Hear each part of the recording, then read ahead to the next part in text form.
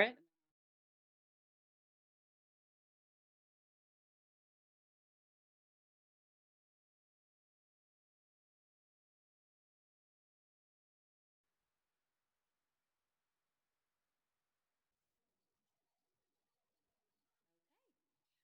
Well, welcome everyone.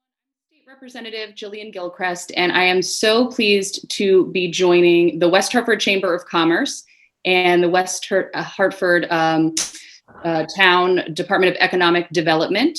Along with, we'll be joined by Senators Blumenthal and Murphy to have a very important conversation about what we're calling the hustle, and how individuals who are self-employed, small business owners are being left behind by the PUA, by federal reforms to help with unemployment.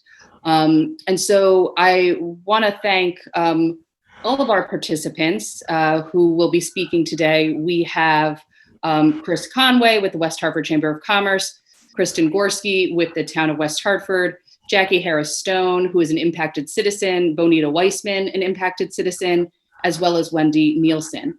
So how this issue came to my attention, various constituents reached out to let me know that they were struggling because they are small business owners, they are self-employed, and in order to own their small business, which are vitally important for our community, they needed to work additional jobs. And so they may have taken a shift as a waitress or taught a course at a local university.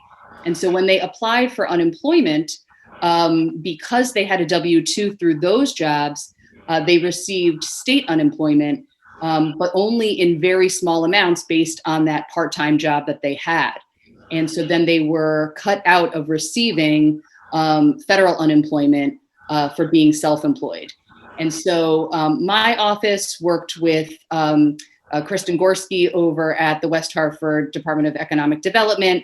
And there was a lot of misinformation on what could or could not happen. And so we went back and forth for weeks, quite frankly, trying to figure out if these individuals had to reapply and if there would be a way that they could have that part-time W-2 employment offset the self-employment, and came to find out that no, it needs to be a federal fix. And so that's why we've invited our two US senators to join us. They will be joining us. They had a vote at 11:30, so they're going to hop on as soon as they get back to their offices. Actually, I see that a message just came in that Senator Murphy is currently voting. So as soon as he completes that, I'm sure he'll join us. But with that, I'm going to turn it over to my good colleagues, Chris Conway over at the Chamber of Commerce. Thank you, Jillian. And I just really want to just welcome everybody. This is the sixth in a series of virtual small business forums that the Chamber has done in partnership with the town.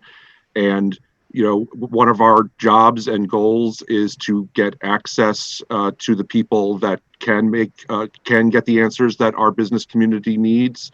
And we found this programming to be very valuable, and we thank you for joining us. We have many community members on with us today. I don't want to take up a lot of your valuable time with the senators and Jillian, so I'm going to turn it over to my colleague at the town, Kristen Gorski. Thank you, Chris.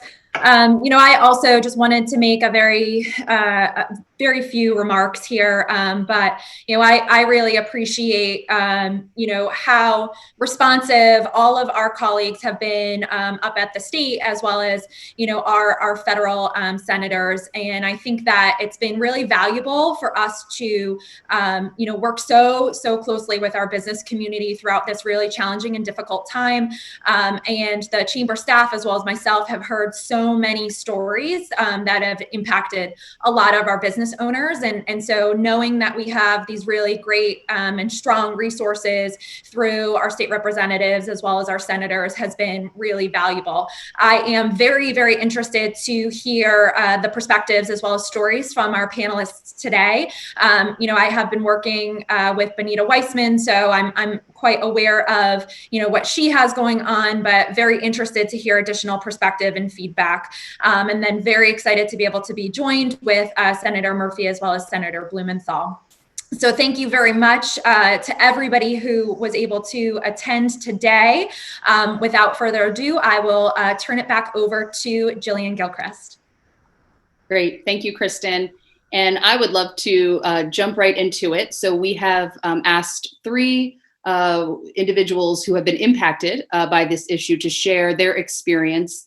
And so we are going to start with Jackie Harris-Stone. Jackie, thank you for being here. Hi, thank you so much for being here and listening.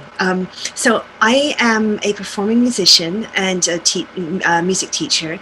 I teach privately. I generally have about 7 income streams going at any one time.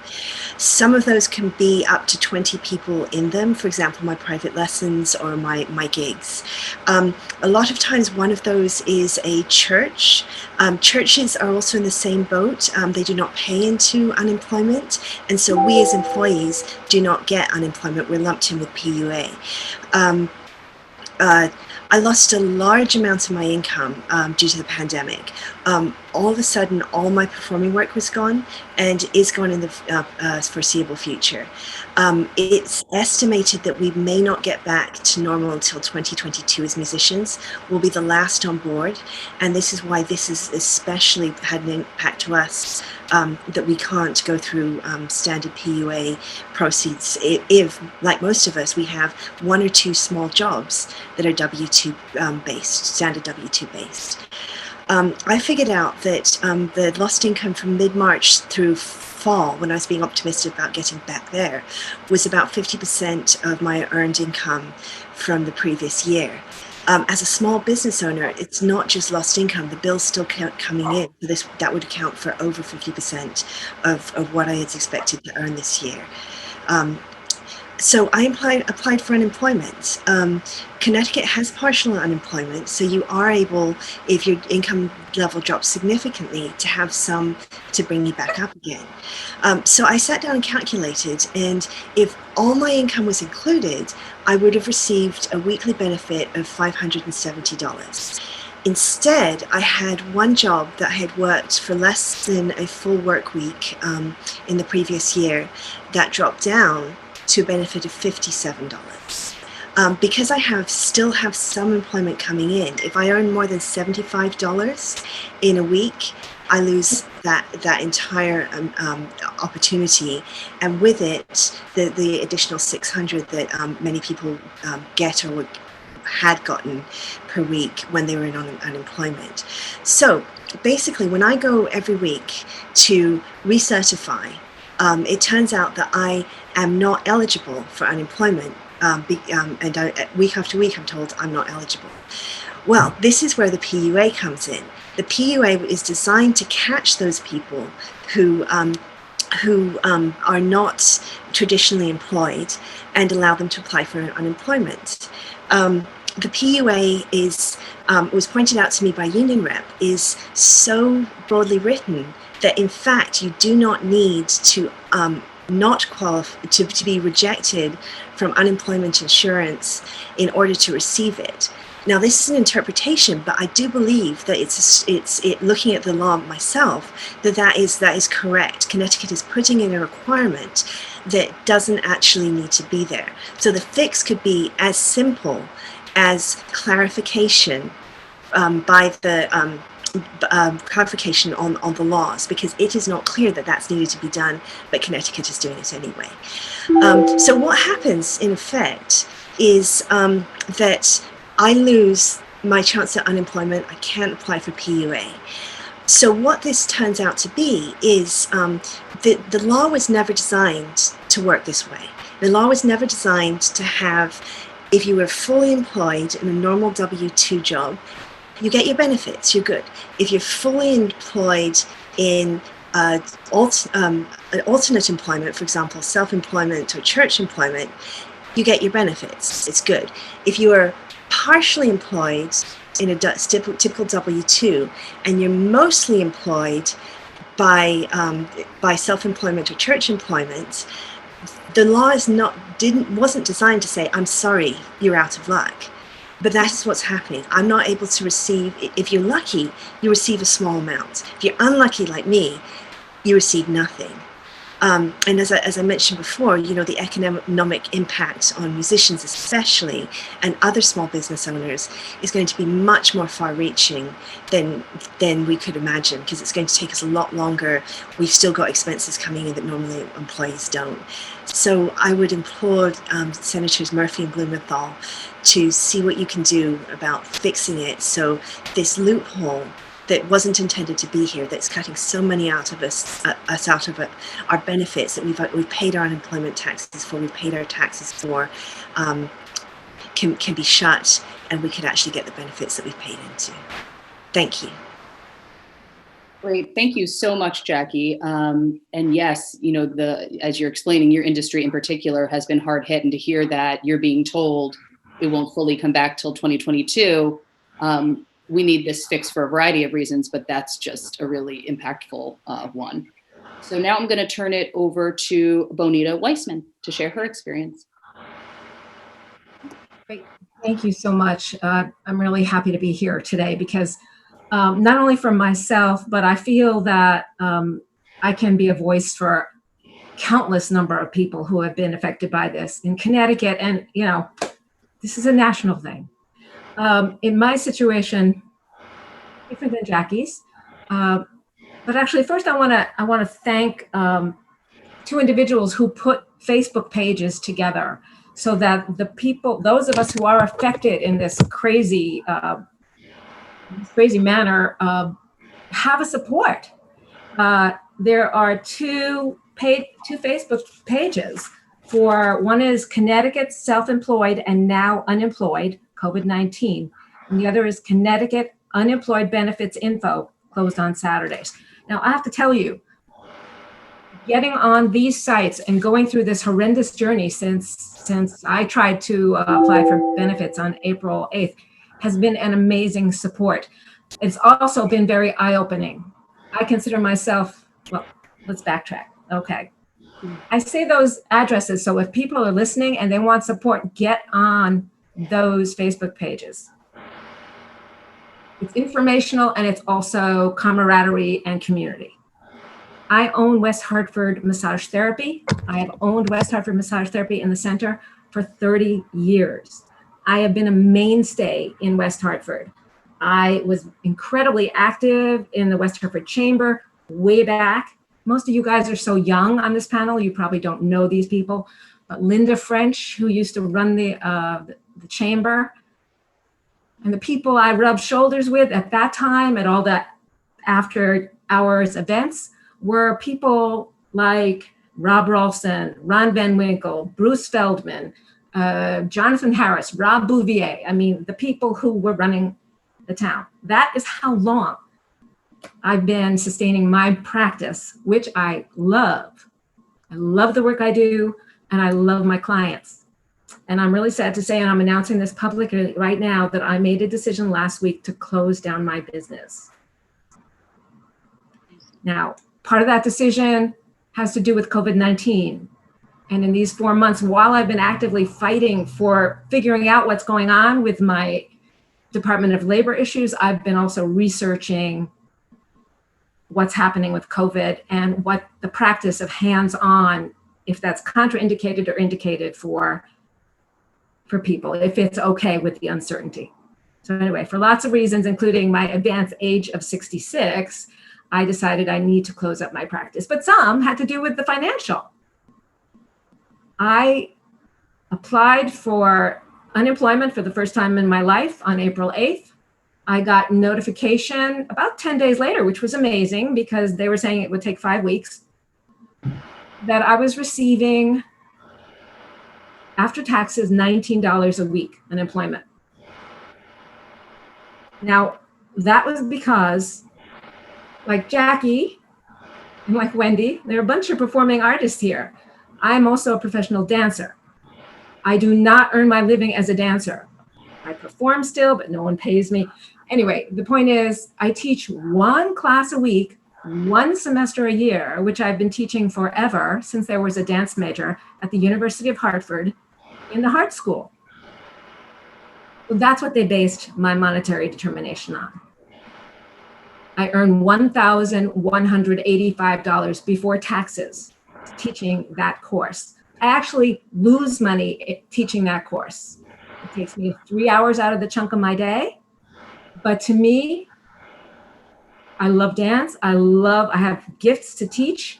And I do that because there aren't a lot of improvisers in town. I teach improvisational dance, but I do it because it's important to me. So clearly I don't do it for the money. I earn my living at West Hartford Massage Therapy. A lot more than $1,185. So I did not know what to do with this, so I immediately started dealing with the DOL as best I could, which, in case you don't know, it was impossible to get a hold of. I mean, hours and hours on your speakerphone while you're doing your life, and then all of a sudden it would click off. Hours and hours of getting a call that said, we're not taking any phone message, hours, days. I got through to someone who told me, well, appeal it. And I did right there. I did an appeal that day and sent it off, and I got a confirmation in my hand that they got my appeal. Anyway, what happened was that nothing happened with my appeal. I still have not heard from them after making 2 calls to adjudication. The first person told me she couldn't find the appeal in their records. And I'm like, well, I have it here in my hand, a copy. Anyway, the second person I talked to, and this is again, waiting months, weeks, emailing people, getting emails back that said things like, there are 1,500 unanswered emails on my page. I'll get to yours as soon as possible. I sent that same person an email a week later, and this time those were auto responses. Second time I got an auto response that said there are 2,800 unanswered emails. So anyway, I'm just giving you that background to understand how frustrating it is to try to figure out why they're not counting my $60,000. Okay. And anyway, eventually I started dealing with some of the legislatures. I wrote a letter to Sherry Cantor. So a friend of mine said, oh, Matt Ritter's great. Talk to him. Everyone started passing me around. Finally, I worked with Derek Slapp, and he put me in touch with someone at the DOL, and he supposedly put me in touch with his legal, aide and legislative aide, and she never returned my phone calls. The person at the DOL did respond to me, and by the way, I'm just going to show you. Can you guys see that? That is my records of printed out stuff that I have. That's my file. Anyway, this woman eventually wrote me back.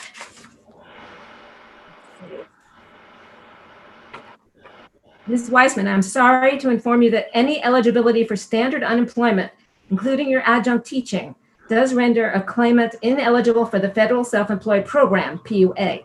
Connecticut DOL has no discretion in altering the federal eligibility stipulations.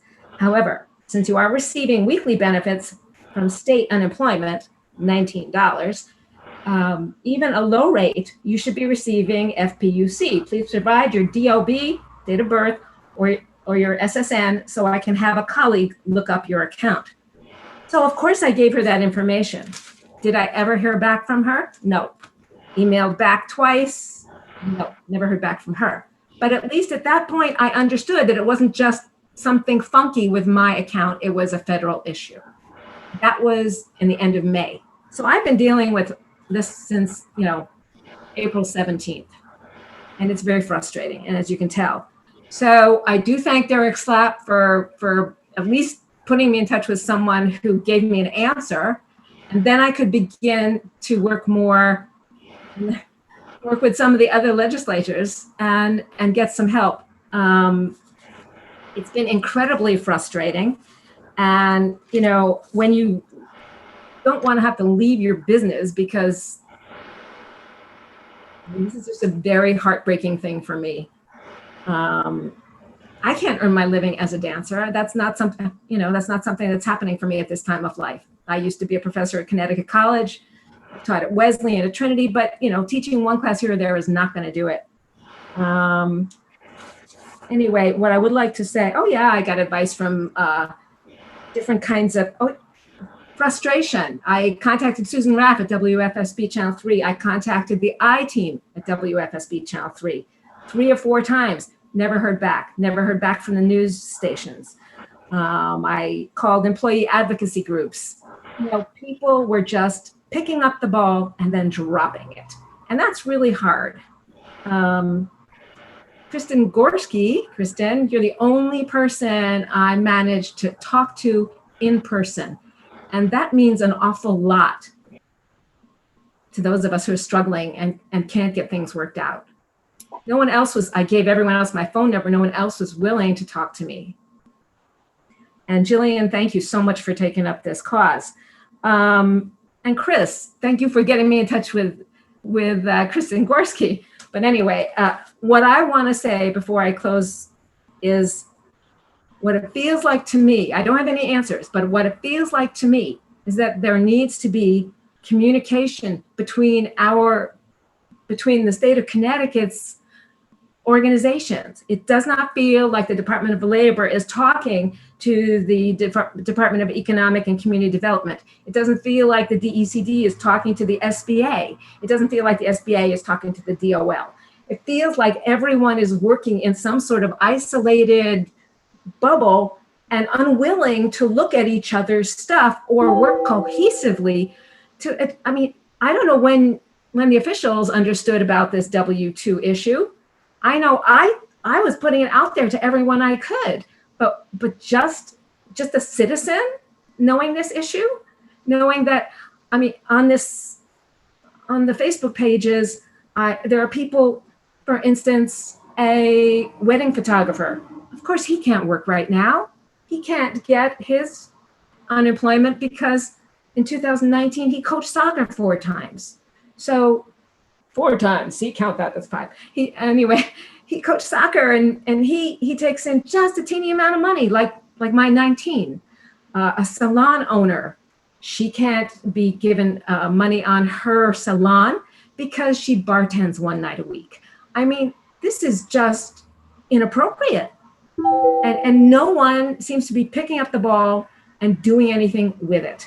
And this is not, there was an article on NBC News about bureaucratic snag leaves thousands of gig workers shut out of relief aid. That makes it sound like it's just gig workers. And what are gig workers anyway? Some people might not know.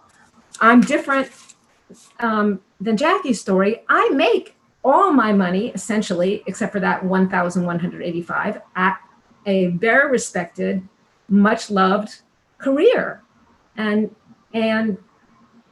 I should be getting, some notice for that, some reward for that. So this not talking to each other, I don't know if that's the issue, and no one's told me about the, about understanding that you can even earn some money. Now I'm learning that from the Facebook pages, how people are starting to go back to work and still getting some unemployment. There's just not information for the average citizen or for the citizens who like to talk a lot like me. So thank you very much. Well, thank you, Bonita. And I'm sorry that you have to be closing down, but I wish you well in the next journey of life. And I am so appreciative. One of the highlights of being a state representative is meeting individuals who, when faced with difficulties, want to help others so that they don't have to face the same difficulties. And getting to connect with you is one of those moments. So I appreciate that you have really continued to fight for this, not just for yourself, but for everyone else. With that, I'd love to turn it over to Wendy Nielsen to share her experience. Hello, everybody. Thank you.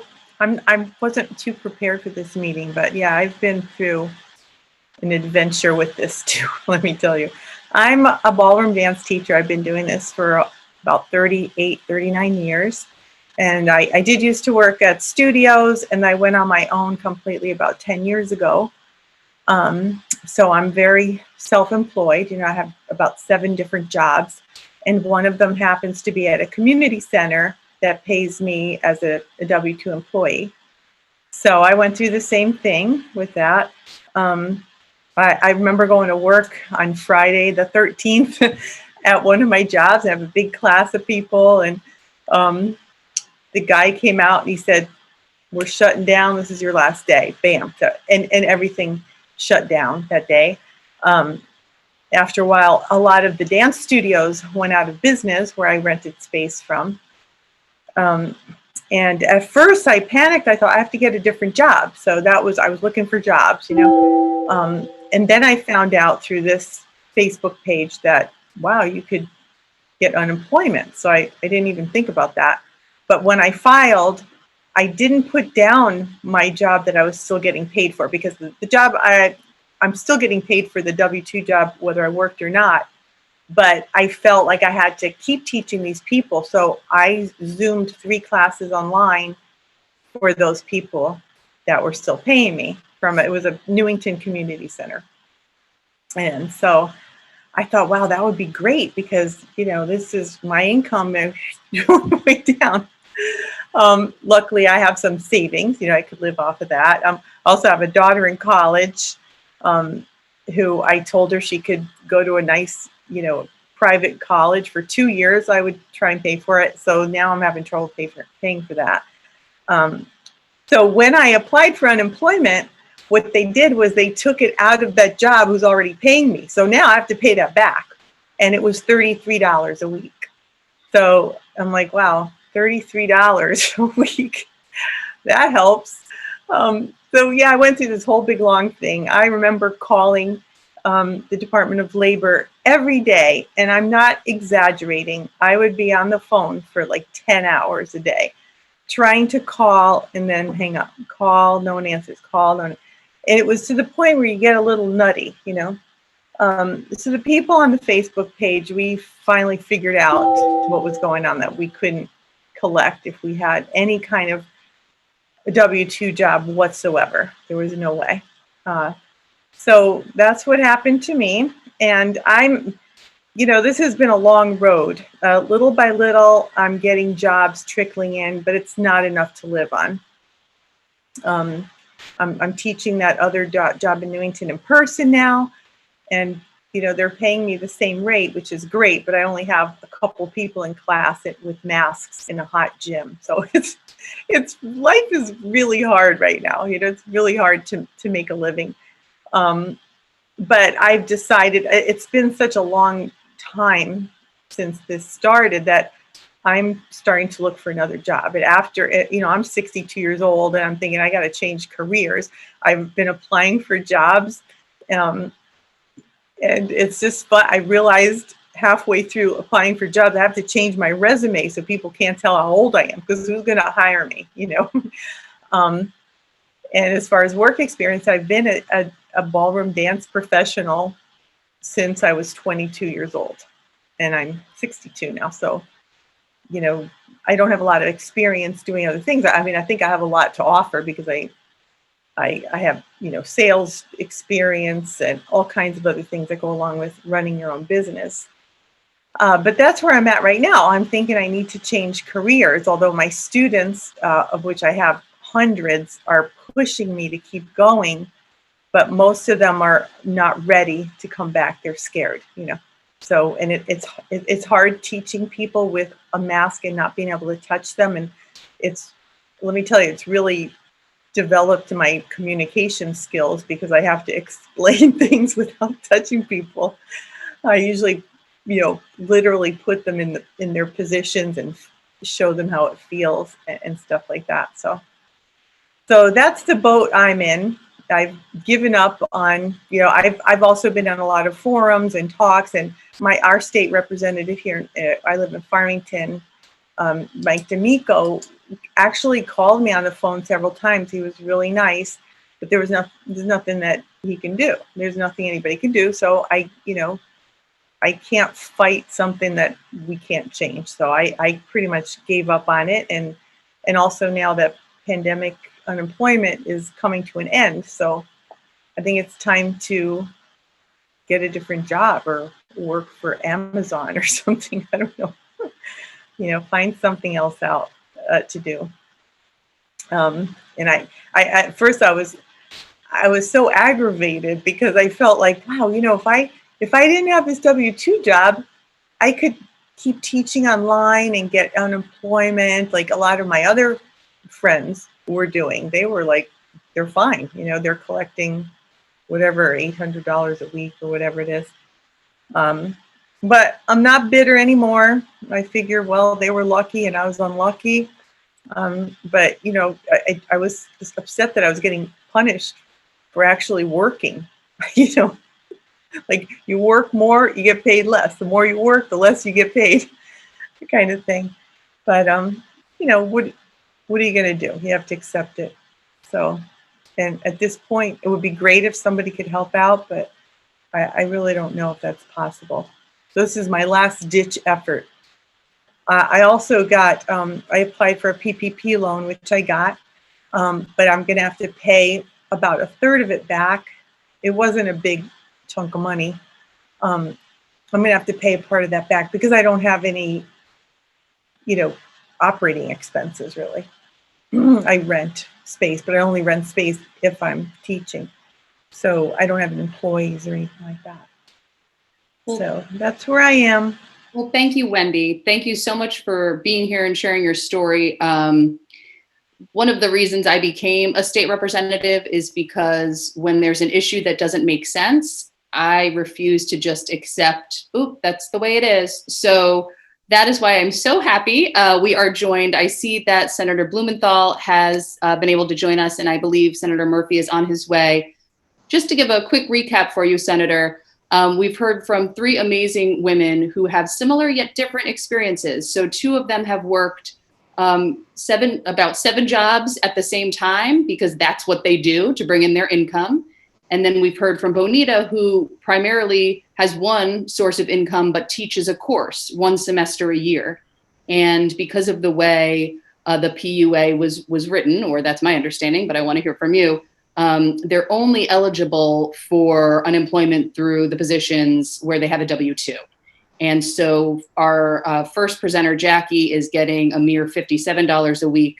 Bonita is getting a mere $19 a week. And Wendy shared she's getting $33 a week.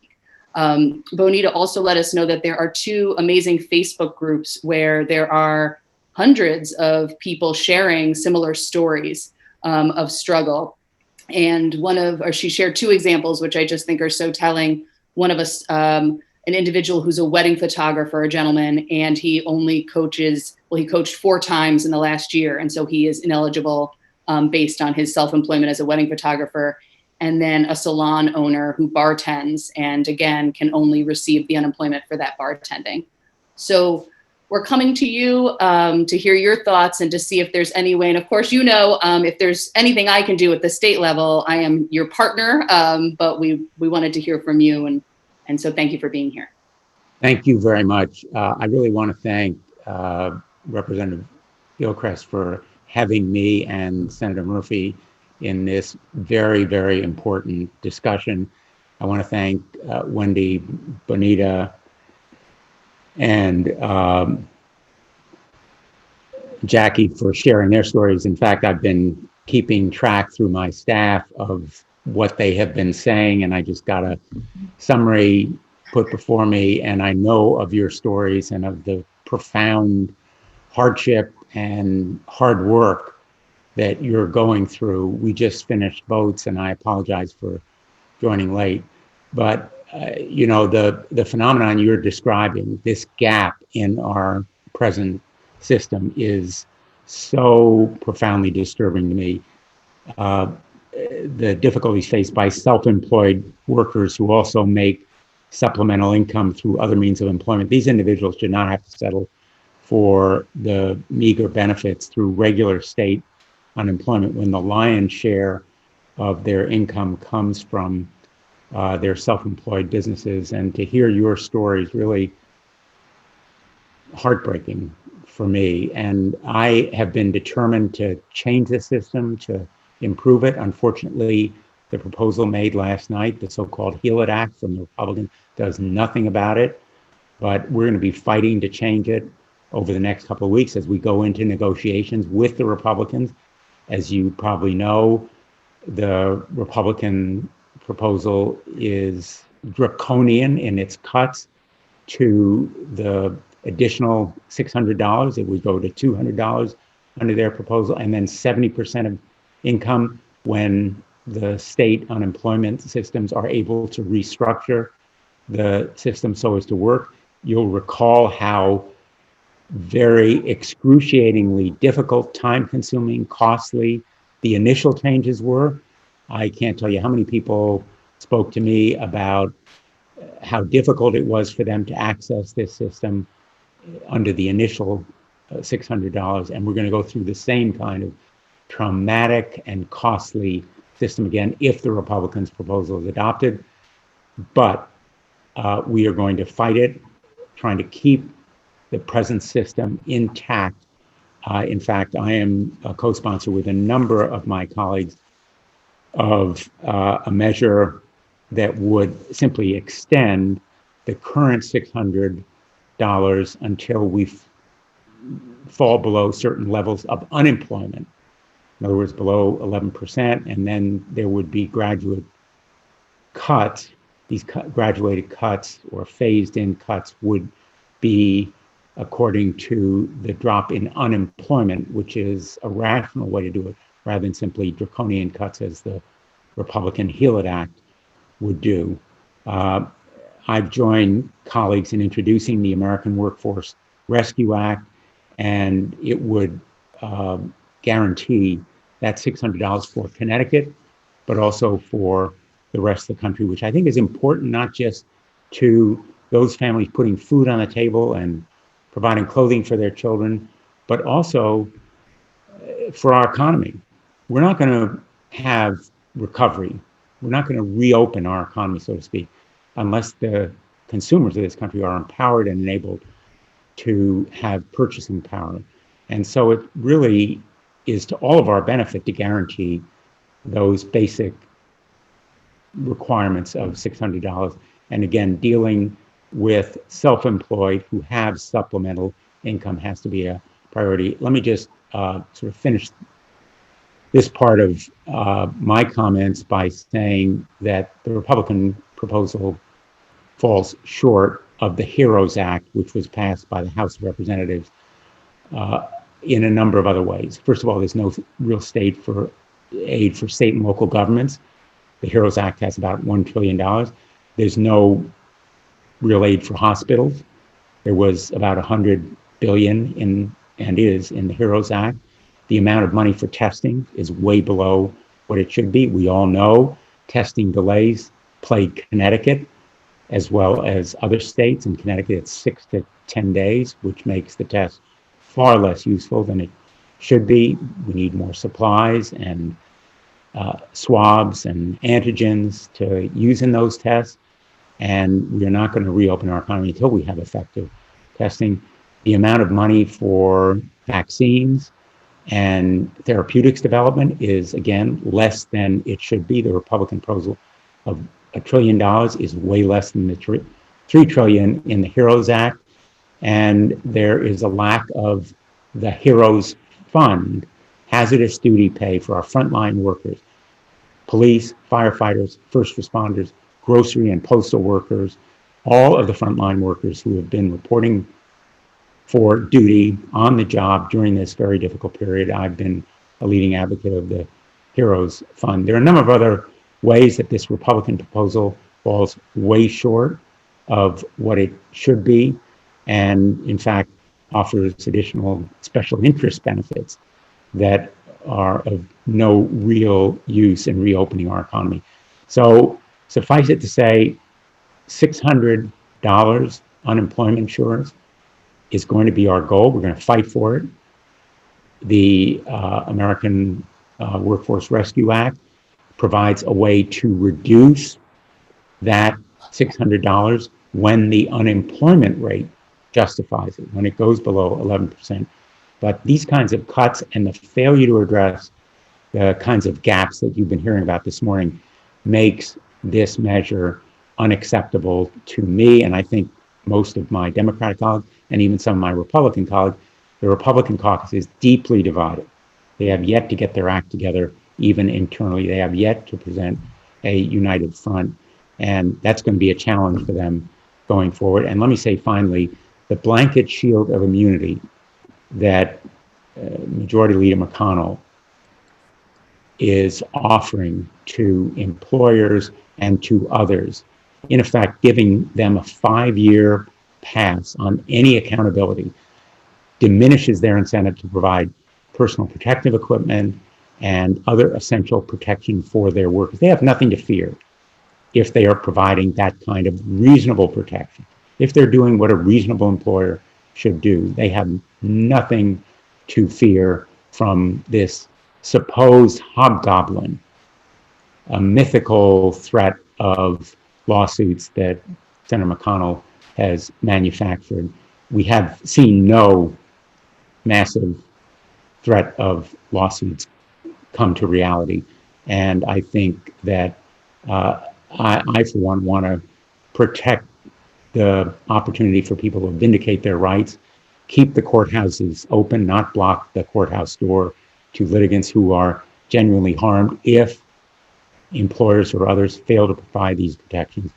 And my hope is that we will move forward on a rational, bipartisan basis, as we have on all the other packages, the care packages, for example, which was adopted unanimously by the Senate and is benefiting Connecticut right now. But as you well know, being in the House of Representatives, the absence of aid for state and local governments is probably the most glaring immediate omission from this package. State and local governments around the country are going to be laying off police, firefighters, teachers. There's no aid that will enable them to continue those vital services, and that is a dramatic, unforgivable failing, unacceptable failing in this proposal. So again, thank you, Representative Gilchrest. Thank you to Jackie, Wendy, Bonita for sharing your story. You've been so powerful and eloquent. And thank you to the Chamber of Commerce and the Economic Development, Chris and Kristen, for your great work in West Hartford. Thank you, Senator Blumenthal. Thank you so much for being here today, but also working and fighting for the people of Connecticut and DC in these difficult political times and in these difficult public health times. We really appreciate what you're doing for us. I'm now going to turn it over to Senator Murphy.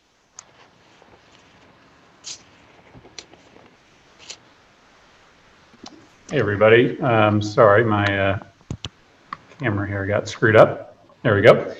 Listen, thank you, everybody, for asking Dick and I to join. And let me add my apologies. We were both on the floor for the last 2 hours. So I came in at the very end of folks' comments, and I will make sure to get the full download. But I obviously understand the extent of the problem. Our office is absolutely overwhelmed right now by rightly panicked Connecticut residents who should absolutely be eligible for unemployment benefits by virtue of the fact that they have effectively lost their income, but because of the way in which the rules have been written, have found themselves on the outside.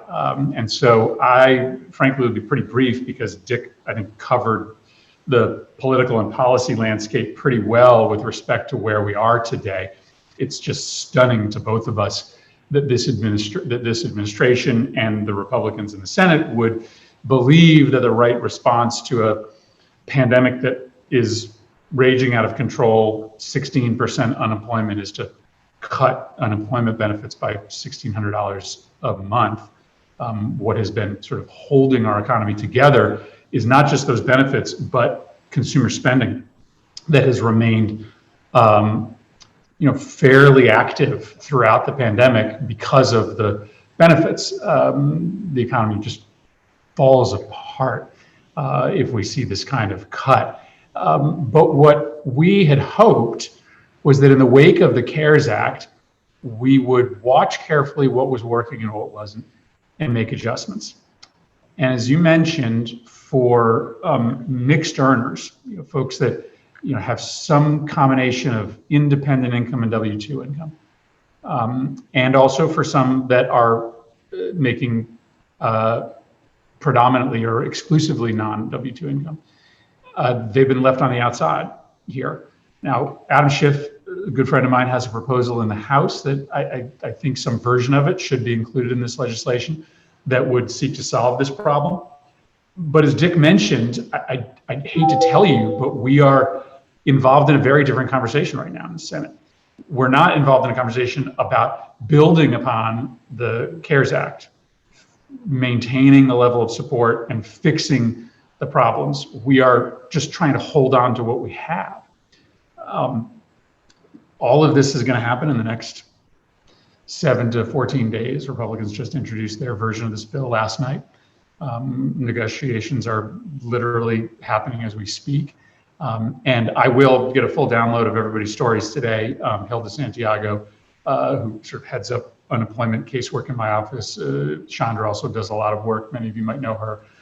We will make sure that we make the case to not only maintain the benefits, but to adjust them in a way that sort of understands how thousands and thousands of Connecticut residents have fallen through the cracks here. Two very quick additional comments. Let me just underscore what Dick said about our primary mission, which is ending the virus and ending the pandemic. There is no amount of subsidy that can cure the problem if we don't have enough testing and we don't come up with a vaccine and we don't allocate enough money to reopen schools and businesses in a safe way. And so we're going to fight to make the unemployment package as generous as possible. But we also have to convince our colleagues to allocate hundreds of billions of dollars to states, to public health districts, to hospitals, to schools, and then to distribute money for a vaccine in the right manner so that we can see the light at the end of the tunnel, because there's no amount of economic subsidy and stimulus that does the trick if it takes 14 days to get a test returned. And then finally, I have been one of the original supporters of the sort of direct cash payments to people. And the version that I supported way back in the spring was one where we would make automatic cash payments every 4 months until unemployment got back down to mid-single digits. And I still think that's the right thing to do, in part because it is a very unsatisfactory and an insufficient mechanism to make up for the problems in unemployment benefits not reaching everybody. So I don't want to sort of accept another cash payment as a substitute for fixing unemployment, but one approach may be to try to make sure that we do have another cash payment in this next bill that is broad-based, so that if we can't fix all of the problems in the unemployment system, then at least there's a cash payment coming. I'm not telling you that's my strategy or a strategy in substitute of fixing the problem. I just want to put it on the table for consideration. So again, Jillian, thank you for pulling us together here in the Chamber of Commerce and to the West Hartford town government. Thanks for letting us be a part of this. I'm sorry we're sort of in and out a little bit here, but I've been reading the chat and I will make sure to sort of download everything that I missed here as well. Well, thank you, Senator Murphy. And I echo what I said to Senator Blumenthal. We feel very fortunate to have you fighting for us in DC, and just truly during these difficult times, appreciate all that you're doing. Before we get into Q&A, I just have one thing to ask the two senators. Once an advocate, always an advocate. So I'm wondering, in the next 7 to 14 days, is there anything that those of us on the outside can do to push to include this change in a bill? Do you think any kind of public movement, or is there anything we could do to really drum up support to include it? Well, I'll just say this. I think, obviously you are preaching to the choir here, and that is often the problem, to the extent it's a problem, when you're fighting for progressive policy in Connecticut. Frankly, this isn't really progressive policy. This is just, common sense. But one of the things that I will make sure to sort of go back and sort of get a download on what's been said here. But to the extent that the stories that were told on video here could be sort of conveyed to Dick and I in writing, one of the things that we will be doing is, being on the floor of the Senate, working through our committees to try to, tell the real life stories of what is happening right now with unemployment benefits that don't reach enough people, and what will happen if the existing benefit gets cut by $400 a month, $400 a week. So I think sharing your stories with us in a way we can translate to our colleagues is really, really important. I think that's one way in which you can help us be more effective in pursuing this case. I would just add, I think Chris said it very well, the power of these faces and voices, the stories, are what really will carry the day. And the more you can enlist others in your professions, if you have professional connections to other states through chambers of commerce, as well as through the professional connections you may have to legislators or therapists or any of these professions. But when I hear that Bonita received, I think it was $5 a week, that Wendy received $33 a week, people can't live on that amount. And I just want to say, I have spent these last 5 months or so all around the state of Connecticut listening to stories of hardship and heartbreak. And, I've just been so moved and inspired by the courage and strength of people like the ones on this call and others who have endured even deeper hardship and loss. We've all, in fact, lost friends. A good friend of mine whose children grew up playing with mine passed away as a result of this deadly, insidious disease. So we are still in the midst of a public health crisis threatened by a potential next wave for the Republicans to be proposing a HEAL Act that, in effect, cuts back on our commitment when we most need it. And we're not going to solve the economic crisis unless we solve the public health crisis, is absolutely reprehensible. And I hope that we can raise America's voices as you are raising voices on this call and reaching out to others, frankly, in states of my Republican colleagues to persuade them of the urgency of this issue. Well, thank you, Senators. In our last few minutes, Kristen, are there any themes that you see in the questions that you want to share? Sure. Thank you, Jillian, and thank you both to Senator Blumenthal as well as Senator Murphy for your insights, your support, your advocacy. It's much appreciated. I think that one of the really interesting items that popped up in the chat that I'd like to read is another story. It's really quite moving. Hello, I filed in March and was denied in April, self-employed, so waited to file for PUA, filed for PUA in May, approved, but locked until June 13th. I had income starting on May 15th, lived off of savings for about 10 weeks and looking for back pay. No one has been able to help. In addition to that, my wife is also a 1099 worker. She received PUA for 10 weeks and is now locked out of unemployment because she tried to get a job to work from home. She worked for 8 days and had to quit due to the necessary precautions not being taken. A note, she is 9 months pregnant with no unemployment. Any advice? Wow. Wow. Well, that is a really powerful story. You're absolutely right, Kristen. If that person could contact my office, we'll do whatever we can. We have been working on these individual cases relentlessly over these past months. Sometimes we can make a difference. We try to make a difference every time. And if we can help, we will. Well, again, I thank you, Senator Blumenthal. I thank you, Senator Murphy, Kristen and Chris, the Chamber and the Town of West Hartford, and our amazing panelists.